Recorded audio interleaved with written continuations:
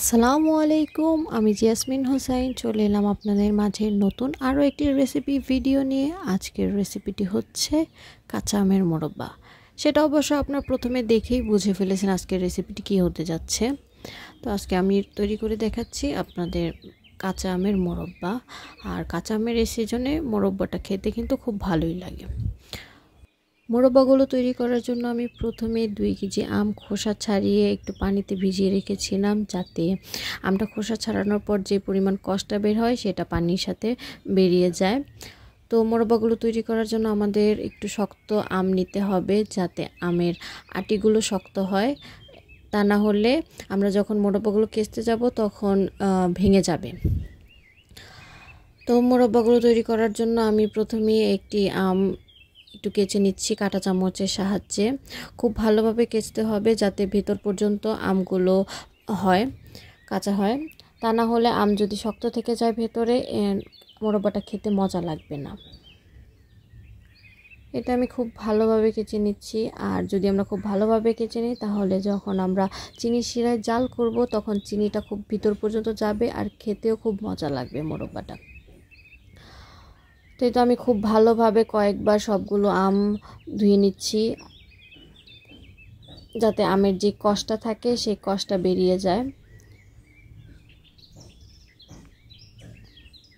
আমি আম থেকে যতটা পরিমাণ চেপে চেপে এর রসটা বের করে অন্য আরেকটি বোলের ভিতরে পানি নিয়ে সেই পানিতে ভিজিয়ে রেখেছি। এভাবে আমি কয়েকবার 3 থেকে 4 বার আমি আনুমানিক ধুয়ে নিয়েছি, যাতে করে আমের কষগুলো উঠে যায়।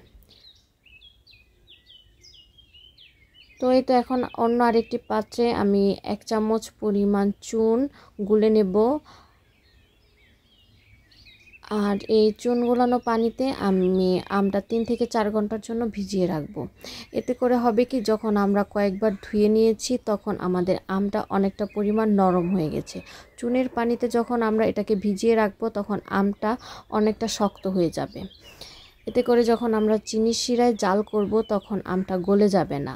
আর যদি আমরা চুনের পানিতে না ডুবিয়ে রাখি তাহলে আমরা যখন চিনির শিরায় জাল করব তখন এটা গলে যাওয়ার সম্ভাবনা থাকবে। তাই আমরা সচরাচর এইটাই করে থাকি। বিশেষ করে আমাদের নানি দাদিদের আমরা এই জিনিসটাই করতে দেখেছি, যে তারা চুনের পানিতে ভিজিয়ে রেখেছিল। এই তো 3 থেকে 4 ঘন্টা পর আমি চুনের পানি থেকে এটাকে উঠিয়ে নিয়ে ভালোভাবে ধুয়ে নিয়েছি। এই তো দেখছেন কতটা পরিমাণ শক্ত হয়ে গেছে।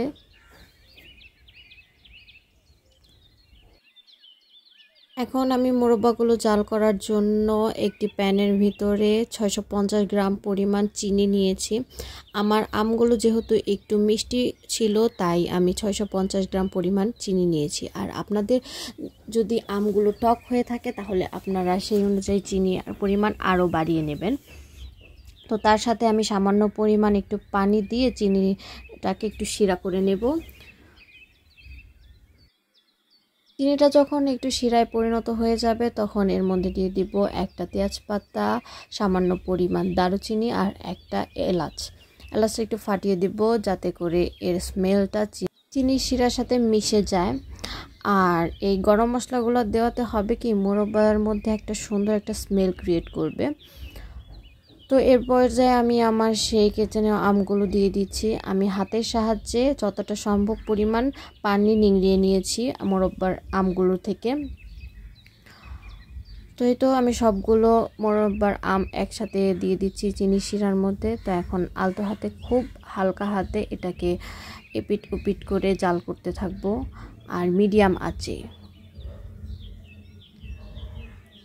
হ্যাঁ, জাল করার সময় অবশ্যই আঁচটা মিডিয়ামই থাকতে হবে, তা না হলে নিচ থেকে তাড়াতাড়ি পুড়ে যাবে। আর যখন বেশি আঁচ হবে আমরা তাড়াতাড়ি নাড়াচাড়া করতে যাব, যাতে নিচে লেগে না যায়।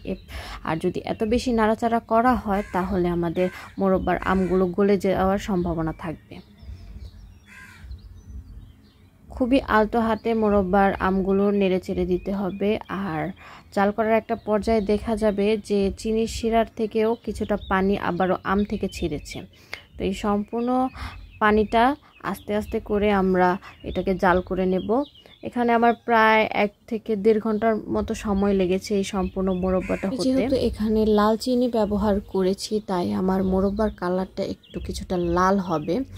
আর আপনারা যদি মোরব্বার কালারটা আর একটু সাদাটে মানে ট্রান্সপারেন্ট কালার চান তাহলে অবশ্যই এখানে সাদা চিনি ব্যবহার করবেন, কারণ সাদা চিনি ব্যবহার করলে হবে কি মোরব্বার কালারটা এতটা লালচে হবে না। লাল চিনি ব্যবহার করার কারণে আমার মোরব্বার কালারটা অনেকটা লালচে দেখাচ্ছে। আর হ্যাঁ, আমি কিন্তু এখানে 1 কাপ পরিমাণ ভিনেগার ইউজ করেছিলাম, যেটা আমি ভিডিওতে দেখাতে ভুলে গেছি। তো এই তো আমি খুব ভালোভাবে এটাকে শুকিয়ে নিচ্ছি পানিটা সম্পূর্ণ মোরব্বা থেকে।